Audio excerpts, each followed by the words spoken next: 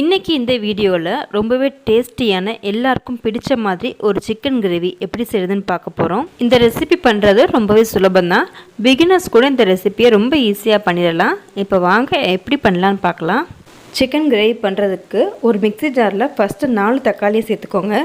நான் இன்றைக்கி 1 கிலோ அளவுக்கு சிக்கன் எடுத்திருக்கேன். ஸோ 1 கிலோவுக்கு 4 தக்காளிங்கிறது கரெக்டாக இருக்கும். கூடவே ஒரு கைப்பிடி அளவுக்கு மல்லி இலை அப்புறம் புதினா இலையும் சேர்த்துக்கோங்க.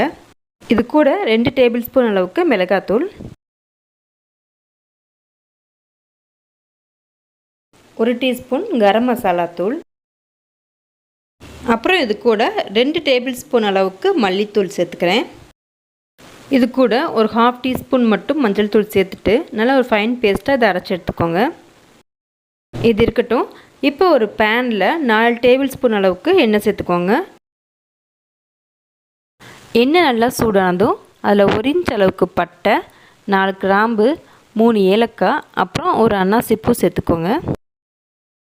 இது கூடவே 1 டீஸ்பூன் அளவுக்கு சோம்பு சேர்த்துக்கணும்.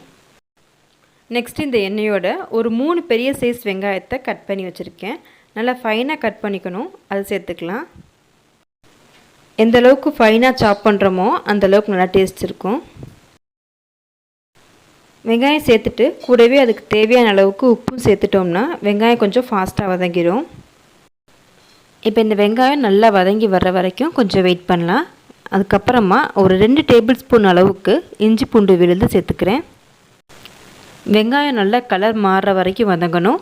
அதே போல் இஞ்சி பூண்டோட பேஸ்ட்டோட பச்சை வாசனை போகிற வரைக்கும் நல்லா வதக்கிக்கோங்க. நல்லா வதங்கினதுக்கப்புறமா நம்ம அரைச்சி வச்சுருந்த பேஸ்ட்டை ஆட் பண்ணிக்கலாம். இது கூடவே மிக்ஸி ஜாரை அலசிட்டு அந்த தண்ணியை உள்ளே சேர்த்துக்கிறேன். அடுப்பை சிம்பிளில் வச்சுட்டு மூடி போட்டு ஒரு 5 to 7 மினிட்ஸ்க்கு இதை நல்லா கொதிக்க விடுங்க. நம்ம சேர்த்துருக்க மசாலாவோட பச்சை வாசனைலாம் போய் அது நல்லா குக் ஆனதுக்கப்புறமா நம்ம சிக்கன் சேர்த்துக்கலாம். சிக்கன் இன்றைக்கி நான் 1 கிலோ சிக்கனை நல்லா வாஷ் பண்ணிவிட்டு சேர்த்துக்கிறேன். இந்த ரெசிப்பியை நம்ம கிரேவி மாதிரியும் செய்யலாம், சுக்கா வறுவல் மாதிரியும் செய்யலாம். கொஞ்சம் கூட தண்ணியே இல்லாமல் நல்லா ட்ரை ஆக்கிட்டோம்னா அது சுக்கா வறுவல் மாதிரி இருக்கும். இப்போ இதை ஒரு 20 to 25 மினிட்ஸ்க்கு நம்ம குக் பண்ணணும். எப்போவுமே சிக்கன் கிரேவி இந்த மாதிரி ரெசிபிலாம் செய்கிறப்ப சிக்கனுக்கு அதிகமாக தண்ணி விடாதீங்க. ஏன்னா சிக்கன் நம்ம சமைக்கிறப்ப நிறைய தண்ணி ரிலீஸ் பண்ணும். ஒரு 10 மினிட்ஸ்க்கு ஹைலே வச்சு நல்லா கிளறி விடுங்க. 10 மினிட்ஸ்க்கு அப்புறமா சிம்பிளை வச்சுட்டு இதை அப்படியே மூடி வச்சுடுங்க. ஒரு 15 மினிட்ஸ் சிம்லேயே இருக்கட்டும். நம்ம யூஸ் பண்ணுற சிக்கனை பொறுத்து டைமிங் மாறும். சிக்கன் எப்படி குக் ஆகிடுச்சு நம்ம கண்டுபிடிக்கலான்னா அந்த போன்லேருந்து சிக்கன் தனியாக பிரிஞ்சு வந்துடணும். அந்தளவுக்கு நம்ம குக் பண்ணோம்னா தான் டேஸ்ட் நல்லாயிருக்கும் கிரேவிக்கு. க்ளோஸ் பண்ணி சிம்மில் வச்சுருந்தாலும் அப்பப்போ அதை கிளறி விட்டுட்டே இருக்கணும். சிக்கன் நல்லா வெந்துருச்சு, கிரேவியுமே நல்லா திக்காயிருச்சு. இந்த ஸ்டேஜில் நான் ஸ்டவ் ஆஃப் பண்ணுறேன்.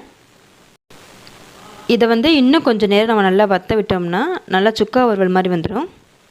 இன்றைக்கி நான் கிரேவி மாதிரி செய்கிறதுனால இந்த ஸ்டேஜோட ஸ்டவ் ஆஃப் பண்ணிக்கிறேன். உங்களுக்கு சுக்கா வறுவல் மாதிரி செய்யணும்னா இன்னும் கொஞ்சம் நேரம் அப்படியே வற்ற விட்டுருங்க. அவ்வளோதான், இது ரெடி ஆயிடுச்சு. கடைசியாக கொஞ்சம் மல்லி இலை தூவிட்டு ஸ்டவ் ஆஃப் பண்ணிக்கலாம். ரொம்ப டேஸ்டியாக இருக்கும். ட்ரை பண்ணி பார்த்துட்டு எனக்கு கமெண்ட்டில் சொல்லுங்கள். தேங்க்யூ.